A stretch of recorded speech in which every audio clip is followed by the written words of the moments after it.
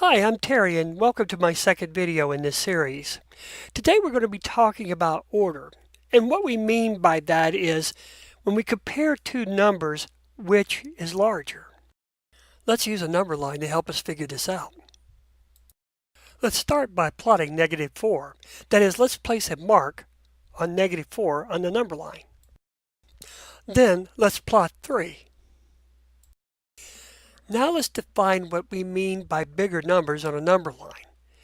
Bigger numbers are always on the right. In this case, 3 is definitely bigger than -4.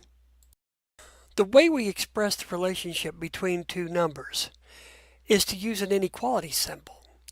And the best way to write the symbol is to point it at the smaller. That is, -4 is less than 3, or 3 is greater than -4. While we're focusing on the number line, it's probably a good idea for us to talk about the absolute value. The absolute value is the distance from a number to 0 on the number line. Problems tend to come for students when they get to college for the first time and see this thing.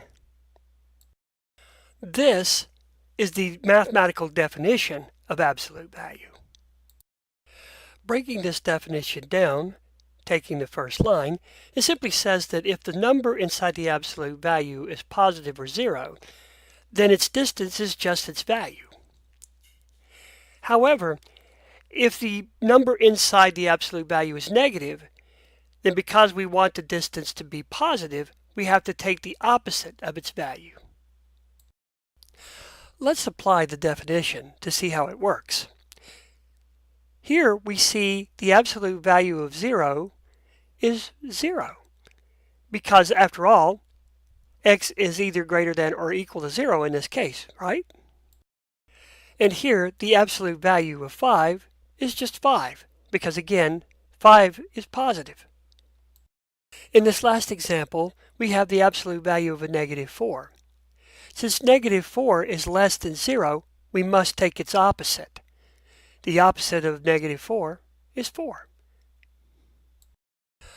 So in essence, the mechanism of this particular definition is to take whatever is inside the absolute value and make sure that it's a positive distance.